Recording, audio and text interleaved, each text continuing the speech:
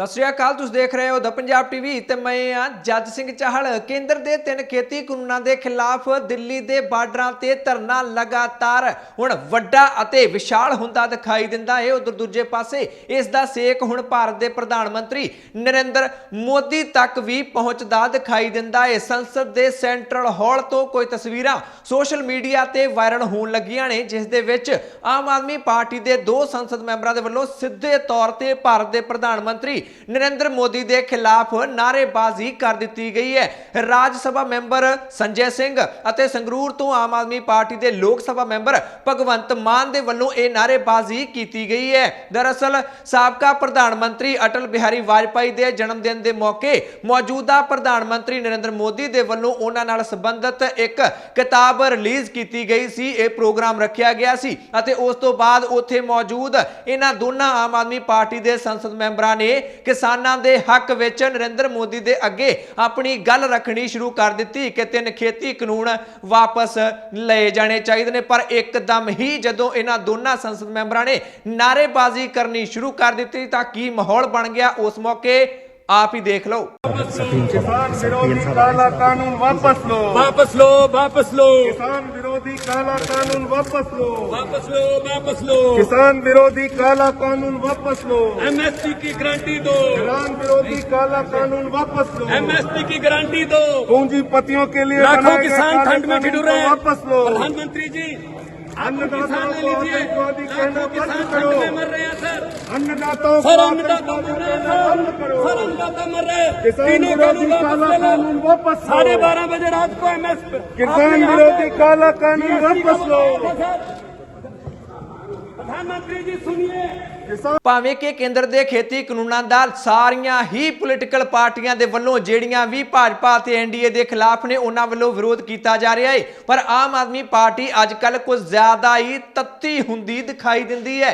इस करके ही आम आदमी पार्टी के संसद मैंबरों वल्लों सीधे तौर पर भारत के प्रधानमंत्री नरेंद्र मोदी की खिलाफत कर दी गई है।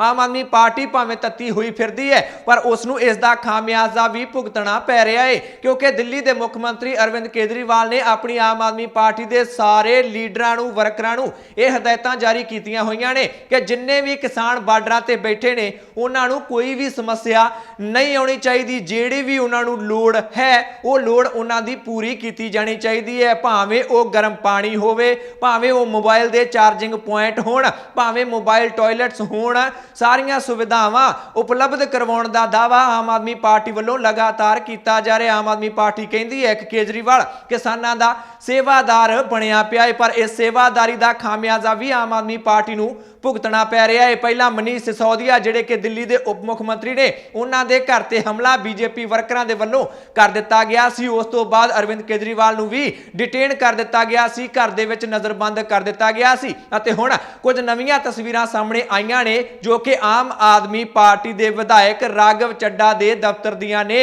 जिथे कि बीजेपी वर्करां दे वल्लों हमला कर दिता गया ते सारा दफ्तर तोड़ के रख दिता गया।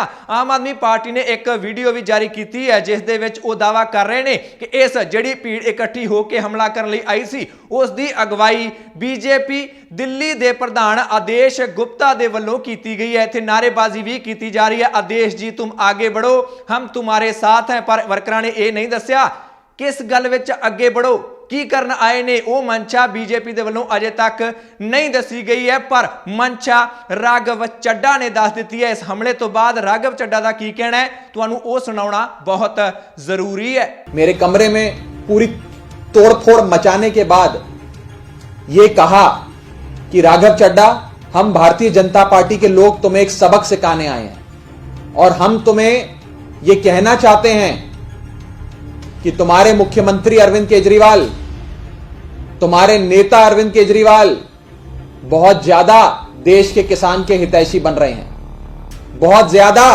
किसान के पक्ष में बातें रख रहे हैं। कभी 9 जेल जो मोदी जी बनाना चाहते हैं किसानों को कैद करने के लिए दिल्ली में, उसे नामंजूर कर देते हैं। कभी अरविंद केजरीवाल सेवादार की भूमिका में पूरी पार्टी को किसानों की सेवा में लगा देते हैं, और कभी ये 3 कानूनों को फाड़कर इन कानूनों के खिलाफ अपना विरोध दर्ज कराते हैं। राघव चड्डा, हम तुम्हें चेतावनी देने आए हैं कि अरविंद केजरीवाल को और अपनी पूरी पार्टी को समझा दो कि किसानों के पक्ष में बात करना बंद करे, किसानों का हितैषी बनना बंद करे और किसानों की मांगों का समर्थन करना बंद करें। नहीं तो जो हश्र आज हमने तुम्हारे कार्यालय का करा है, जो हश्र आज हमने तुम्हारा और तुम्हारे स्टाफ का किया है, यही हश्र अब हम आने वाले समय में आम आदमी पार्टी के हर नेता का करेंगे। इस तरह राघव ਚੱਡਾ ਦੇ ਵੱਲੋਂ ਸਿੱਧੇ ਤੌਰ ਤੇ ਭਾਜਪਾ ਤੇ ਇਹ ਇਲਜ਼ਾਮ ਲਾ ਦਿੱਤੇ ਗਏ ਨੇ ਕਿ ਜਿਸ ਤਰ੍ਹਾਂ ਕੇਜਰੀਵਾਲ ਨੇ ਪੂਰੀ ਤਰ੍ਹਾਂ ਸੇਵਾਦਾਰ ਬਣ ਕੇ ਕਿਸਾਨਾਂ ਦੀ ਸੇਵਾ ਕੀਤੀ ਹੈ, ਉਹ ਕੇਂਦਰ ਸਰਕਾਰ ਦੇ ਕੋਲੋਂ ਬਰਦਾਸ਼ਤ ਨਹੀਂ ਹੋ ਰਹੀ ਹੈ। ਇਸੇ ਕਰਕੇ ਹੀ ਅਜਿਹੇ ਹਮਲੇ ਲਗਾਤਾਰ ਭਾਜਪਾ ਦੇ ਵੱਲੋਂ ਆਮ ਆਦਮੀ ਪਾਰਟੀ ਦੇ ਲੀਡਰਾਂ ਤੇ ਕੀਤੇ ਜਾ ਰਹੇ ਨੇ। ਉਧਰ ਦੂਜੇ ਪਾਸੇ ਜਿਹੜੇ ਜਲ ਬੋਰਡ ਦੇ ਚੇਅਰਮੈਨ ਨੇ ਰਾਘਵ ਚੱਡਾ, ਉਹਨਾਂ ਦੇ ਦਫ਼ਤਰ ਤੇ ਹਮਲਾ ਹੋਇਆ ਹੈ। ਇਸ ਹਮਲੇ ਦੀ ਨਿਖੇਧੀ ਅਰਵਿੰਦ ਕੇਜਰੀਵਾਲ ਦੇ ਵੱਲੋਂ ਵੀ ਕੀਤੀ ਗਈ ਹੈ। ਉਹਨਾਂ ਨੇ ਇੱਕ ट्वीट किया है ते ट्वीट दे विच सीधे तौर ते उन्होंने लिखिया है, ये बेहद शर्मनाक है। इसनूं शर्मनाक दस्सिया है, कहिंदे ने कि भाजपा नूं समझ लेना चाहिए आम आदमी पार्टी अते मेरी सरकार पूरी तरह अंतिम साहां तक किसानां दे नाल है अते बीजेपी वालों कीते जा रहे अजिहे कायराना हमलियां तो वो डरन वाले नहीं। मेरी सारे कार्यकर्तावां नूं अपील है, वर्करां नूं अपील है कि भाजपा दे इस तरह के हमलियां नाल उत्तेजित नहीं होना, संयम बना के रखना है अते पूरी तरह किसानां दा साथ देना है। इस तरह आम आदमी पार्टी इस नूं भी अपनी एक कामयाबी वजों दस्सण विच लगी हुई है, क्योंकि आम आदमी पार्टी नूं लगदा है कि सिर्फ ते सिर्फ केंद्र दी सरकार ही है जिहड़ी इस वेले किसानां दे खिलाफ खड़ी है।